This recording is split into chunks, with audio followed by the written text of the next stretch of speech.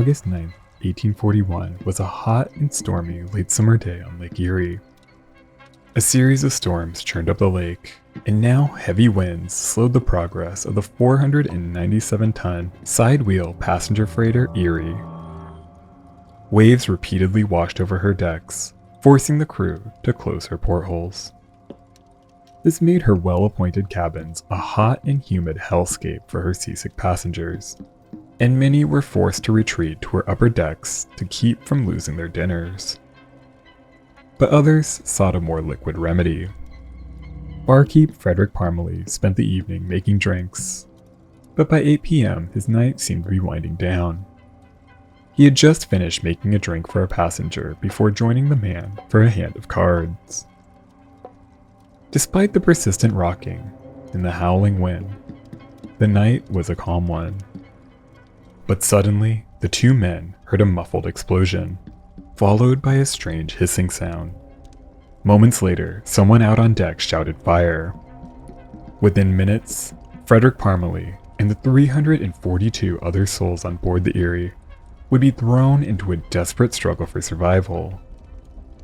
A battle most of them would lose.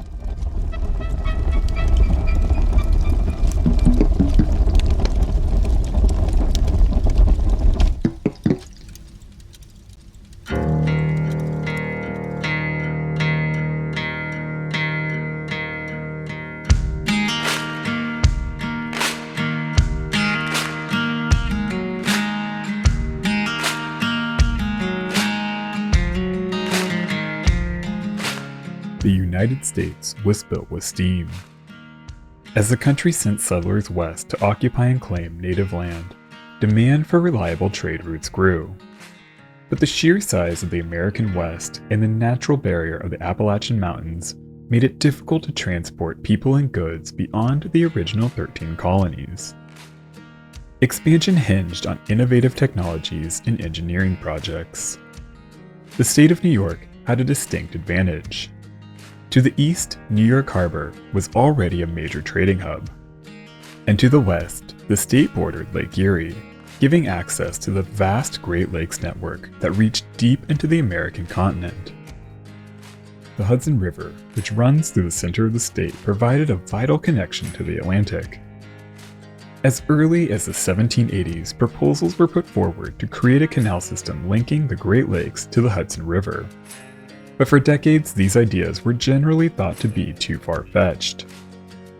The federal government hesitated to support the project, but Governor DeWitt Clinton and other New York leaders pushed forward, and the state legislature authorized the project in 1817.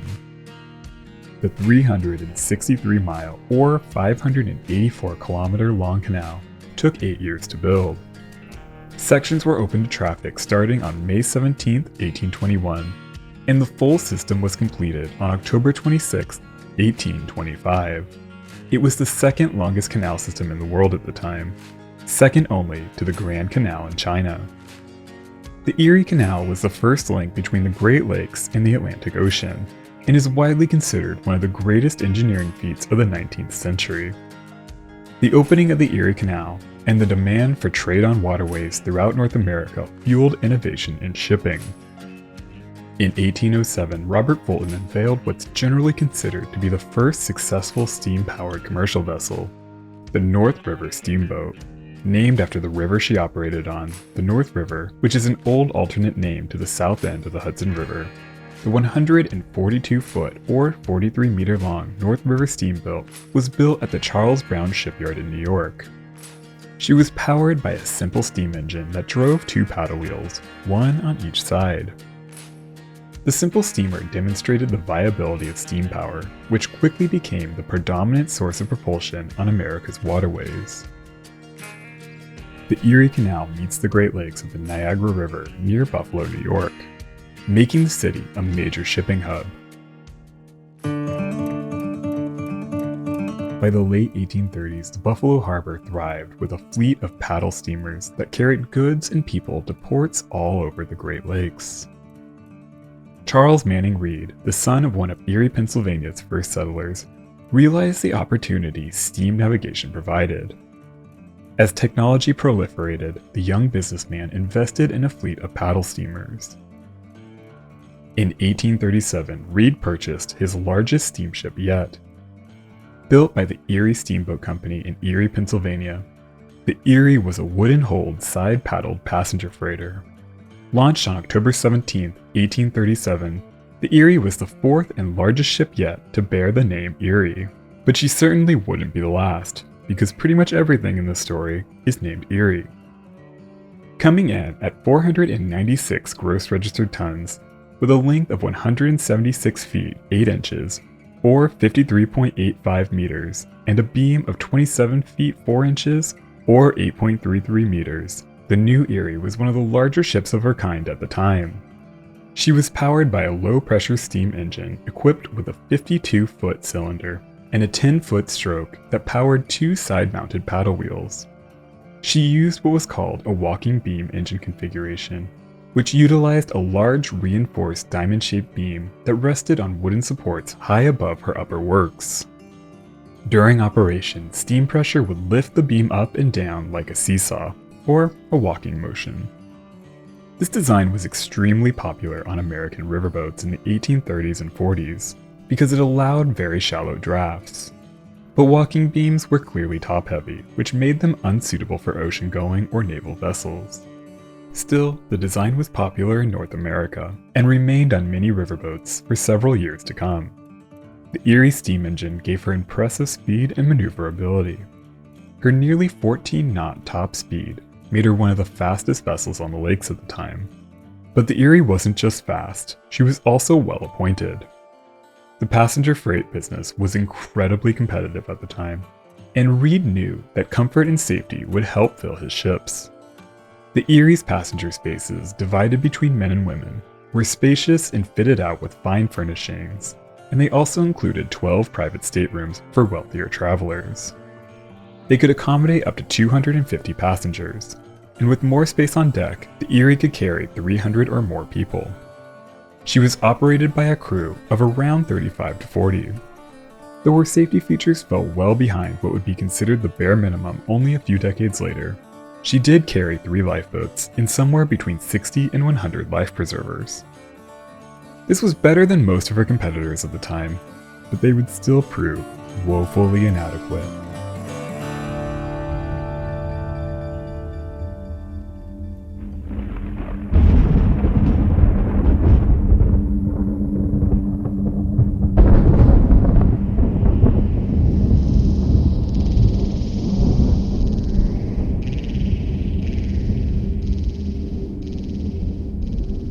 Filling out the Erie's crew proved challenging as a flood of new steamships entered service in the late 1830s. She was one of 12 new vessels built on Lake Erie during that season alone. But by the end of May 1838, 8 months after her launch, Charles Manning Reed managed to secure a crew for his new paddle steamer.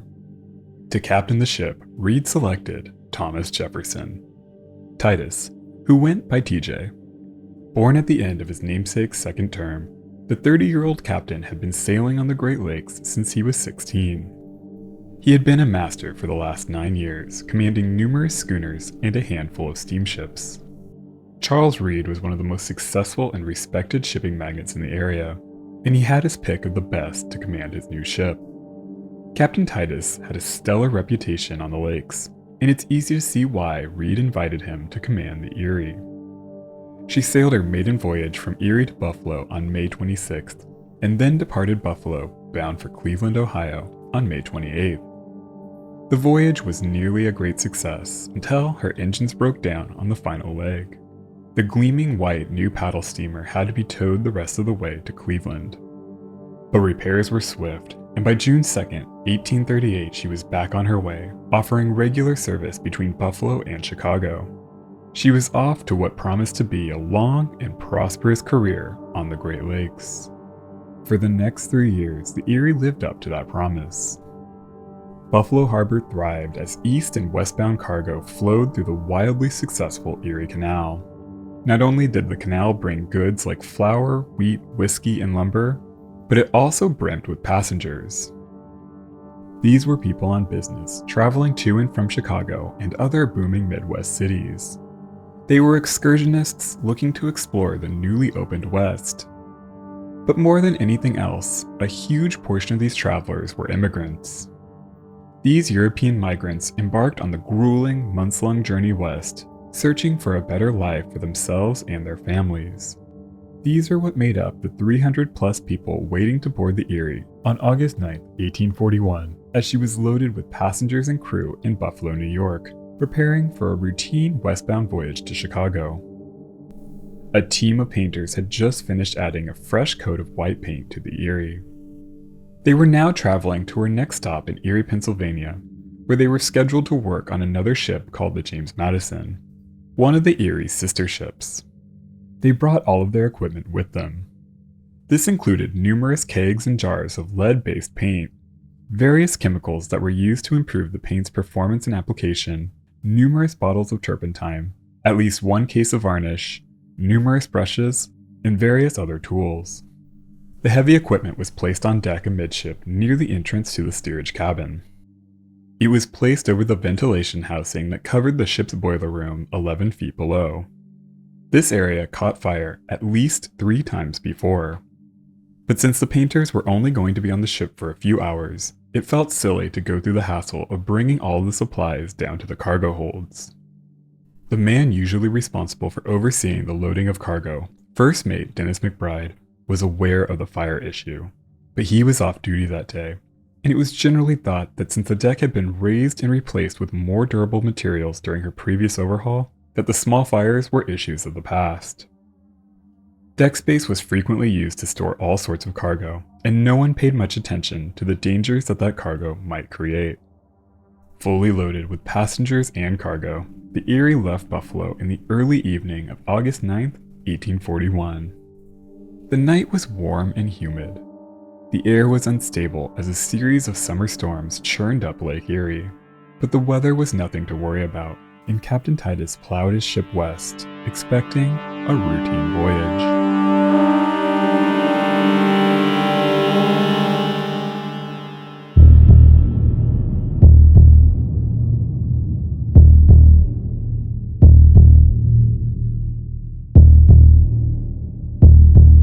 Despite the heavy seas, the Erie's voyage that night was perfectly ordinary. Dinner, or what was then called tea on board, had been served, and people were settling in.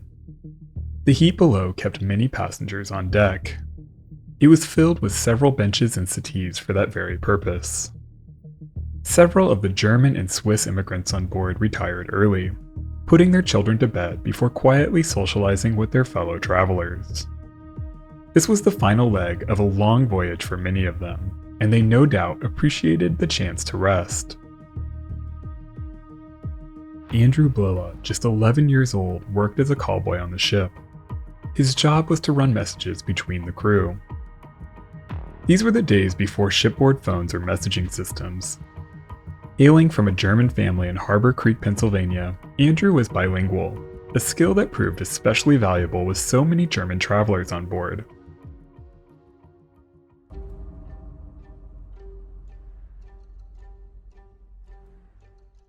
By sunset, Andrew rested in the quarters he shared with wheelsman Jerome McBride. Just after 8 p.m., Andrew heard a dull thud, followed by a strange hissing sound. Andrew was new to life on a steamship and he wasn't quite sure what the strange noise was. He asked Jerome what was happening, but his crewmate assured him that it was nothing to worry about, maybe just a blown-out boiler head. He was nearing his night shift, and he wanted to relax as much as possible before going on duty. But Andrew wasn't reassured. He later recalled that the sound was something like a roaring crackle. Soon, he heard the sounds of commotion on deck. Jerome again assured him that it was nothing, but Andrew wanted to be sure. He opened the cabin door and was immediately confronted by a wall of fire. With only moments to react, Jerome took charge. He grabbed 2 blankets and threw one to Andrew, telling him to hold it out in front of him. As the flames rushed toward them, the 2 ran out on deck. Fortunately, they were near the gangplank, which Jerome pushed into the water. He told Andrew to jump. The child followed the command, diving into the water and grabbing onto the plank. Jerome, already badly burned, quickly followed, and the two paddled away as the floating inferno behind them lit up the night sky. When the fire broke out, the Erie was about 6 to 7 miles from the small community of Silver Creek, approximately halfway between Buffalo and Erie. Captain T.J. Titus was on duty at the time and quickly learned that a massive fire had broken out on his ship. He took quick action, ordering wheelsman Luther Fuller to turn the ship south toward the shore, hoping to beach the ship, or at least give the people jumping into the water a better chance of making it to the beach. He ordered Fuller to remain at his post and keep the ship on course. He then ran to the ladies' lounge where several life preservers were stored. But when he got there, he found the lounge deserted and almost completely consumed by flames. The life preservers were already burning. They would be no help.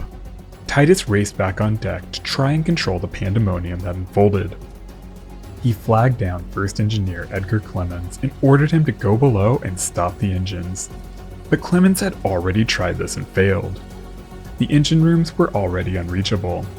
He told the captain that if he tried to go below now, he surely wouldn't return. And so the Erie, almost completely engulfed in flames, plodded forward. The heavy waves below lashed at the desperate passengers as the wooden decks burned beneath their feet.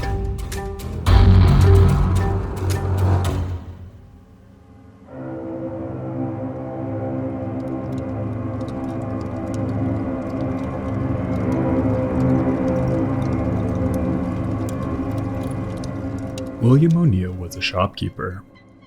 He visited Buffalo to buy goods to sell at his store in Dunkirk, New York, another small town between Buffalo and Erie. Earlier that day, he was invited on board the Erie for a tour by Captain Titus. He would have joined the voyage, but there was no space left for his 2 wagon loads of goods, and Captain Titus advised him to travel on the DeWitt Clinton. The 415-ton paddle steamer traveled the same route, and was scheduled to depart Buffalo 4 hours before the Erie. That evening, O'Neill stood on the pier in Dunkirk, overseeing the unloading of his goods, when he noticed a strange reddish-orange glow on the horizon. The crew of the DeWitt Clinton realized that it must be a burning ship, and they decided that they had to help. They quickly got the steamship underway, and deckhands began preparing her lifeboats as they headed for the glowing horizon.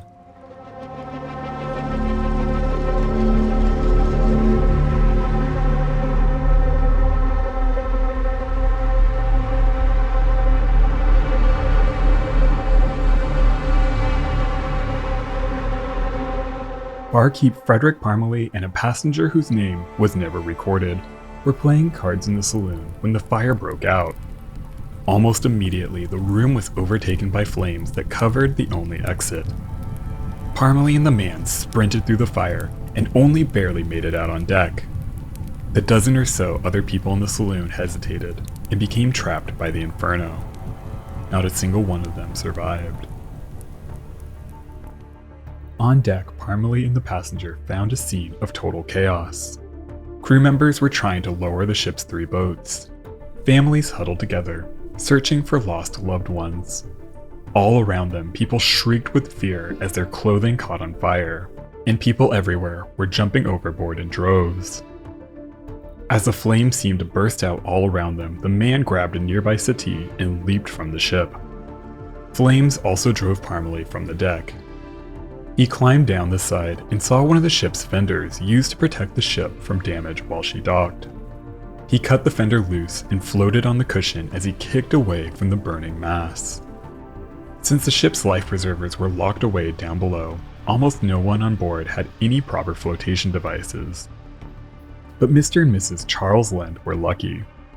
The young attorney and his wife were on the final leg of their honeymoon, and for whatever reason, they had the foresight to bring their own life preservers. As the chaos unfolded around them, they went to work blowing up their vests, which had to be inflated with their own breath. The couple were part of a small group of passengers pushed to the ship's stern by the wall of flames. As the fire advanced, people began climbing over the side and down the rudder chain. Many got tangled up and fell to their death in the churning water. But up on deck, even the railing had caught fire. Mrs. Lend, whose first name was never recorded, shouted to her husband, "Come, Charles, we must jump over." She leapt out and began climbing down the rudder chain. But when she looked back, her husband wasn't behind her. For whatever reason, he hesitated and was now lost in the chaos. He wouldn't survive the night. Mrs. Lind safely made it clear of the burning ship. Her life preserver kept her head above the water, and she swam away alone. When the fire broke out, second mate William Hughes sprung into action. He raced to inform the captain of the situation and then went to work trying to organize a bucket brigade to fight the fire. But within moments, it was clear that this wouldn't work, and the effort to fight the blaze was quickly abandoned. Hughes turned his efforts to launching the ship's lifeboats. He had to push panicked passengers out of the boats in order to lower them, but 2 of the 3 were swamped by the ship's forward motion and lost. Captain Titus attempted to keep order, but his efforts fell short. He told First Engineer Edgar Clemens that the ship was lost. Clemens moved aft as flames overtook the ship. He took hold of the railing as he prepared to jump, not realizing that the wooden rail was already on fire, severely burning his hands. He stepped back and took a running leap off the ship.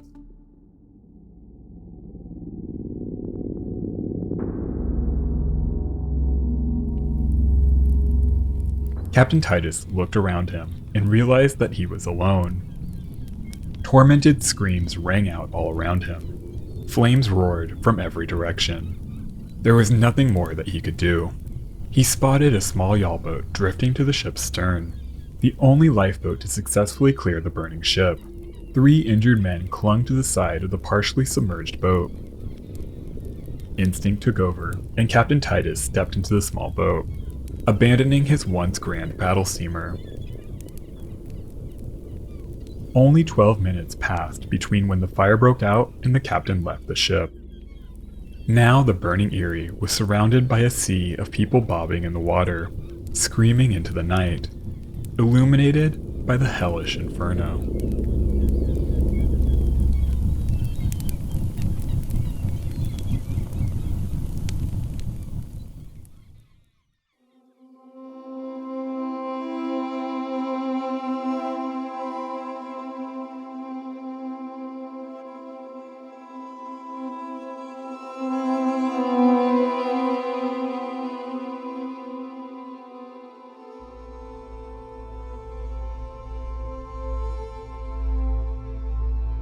The pillar of flames that burst from the Erie that night could be seen for miles, creating a beacon for nearby rescuers.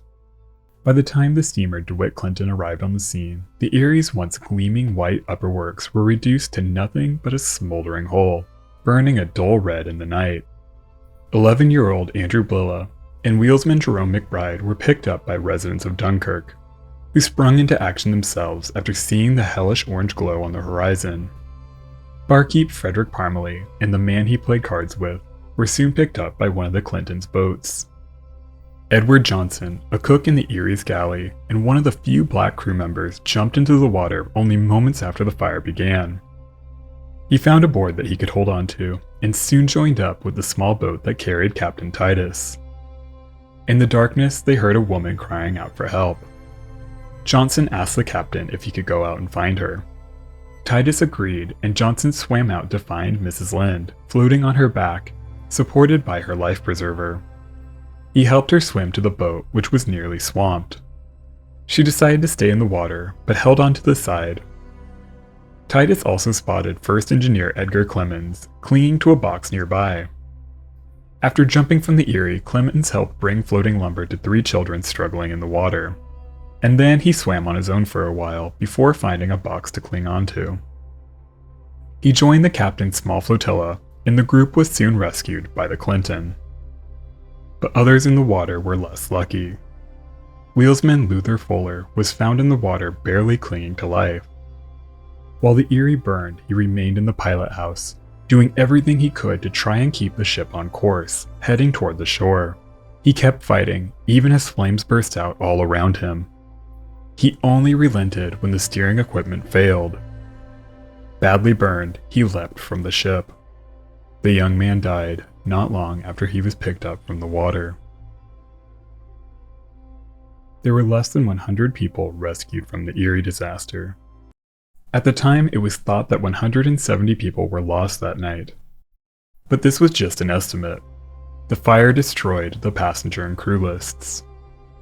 Historians now believe that there were 343 people on board, meaning as many as 254 were lost in the tragedy.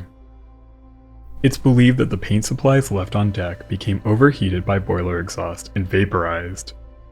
By the time a spark from the boiler ignited the fumes, there was nothing anyone could do to stop it. Those who didn't burn drowned in Lake Erie. And clothing at the time, especially for women, was incredibly heavy and complicated, even in the summertime.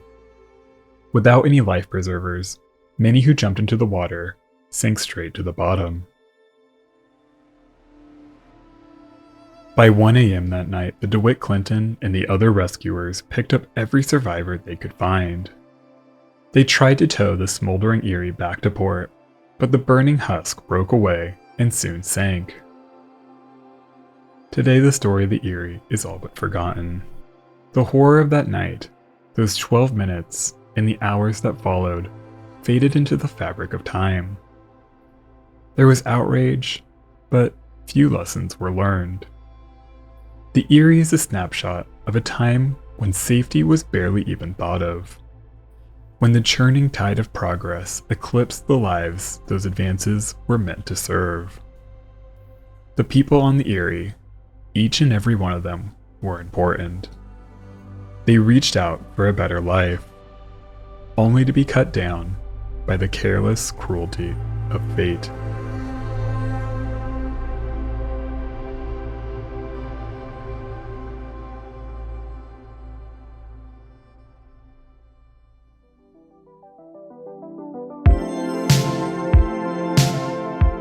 Thank you so much for watching. If you enjoyed this one, support the channel with a like, comment, and subscribe if you haven't already. I'd like to give a special shout out to my supporters on Patreon and my channel members. Their support helps keep the channel afloat. Alright crew, that's all I've got. Until the next one, be nice to people.